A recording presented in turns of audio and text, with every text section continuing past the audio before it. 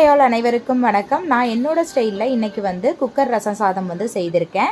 இதுக்கு குக்கர் காஞ்சதும் எண்ணெய் விட்டுட்டு கடுகு போட்டுடணும். கடுகு போட்டதுக்கப்புறமா ஆனியன் கருவேப்பிலை போட்டுட்டு நல்லா வதங்கினதுக்கப்புறம் கொஞ்சமாக வந்து தக்காளி பொடிசாக கட் பண்ணி போடணும். அதுக்கப்புறம் பெருங்காயத்தூள் போட்டாச்சு. மிளகு சீரகம் பூண்டு இது மூணையும் மிக்சியில் பொடி பண்ணியிருந்தேன். அதையும் இது கூட ஆட் பண்ணிட்டோம். புளி கரைச்சி வச்ச தண்ணி வந்து ஒரு பவுல் ஊற்றியாச்சு. மொத்தம் 1 கப் ரைஸுக்கு வந்து 3 கப் வந்து தண்ணி விடணும். ஸோ 1 கப் வந்து நான் அந்த தண்ணி விட்டாச்சு. மீதி 2 கப் வந்து நார்மல் வாட்டர் விட்டுட்டேன். அரிசியும் வந்து வாஷ் பண்ணி போட்டுட்டோம். இதுக்கு மேலே வந்து லெமன்னு அதுக்கப்புறம் கொத்தமல்லி போட்டுக்கலாம். தேவையான அளவு உப்பு மஞ்சள் தூள் போட்டாச்சு. நான் வந்து தாளிக்கும் போது மிளகா போட மறந்துட்டேன், அதனால் மேலே போட்டிருக்கேன். ஸோ குக்கரை க்ளோஸ் பண்ணி 3 விசில் விடணும். 3 விசில் விட்டதுக்கப்புறமா பார்த்தீங்க அப்படின்னா சூப்பரான ரசம் சாதம் வந்து ரெடியாக இருக்கும். இன்னும் கொஞ்சம் தண்ணியாக வேணும்னு நீங்கள் நினச்சிங்கன்னா 1 கிளாஸ் வந்து ஹாட் வாட்டர் விட்டு மிக்ஸ் பண்ணிக்கலாம். அதே மாதிரி இந்த ரைஸ் கூட வந்து பருப்புமே கூட நீங்கள் கொஞ்சம் ஆட் பண்ணிக்கலாம். துவரம் பருப்பு நான் வந்து இன்றைக்கி ஆட் பண்ணாமல் தான்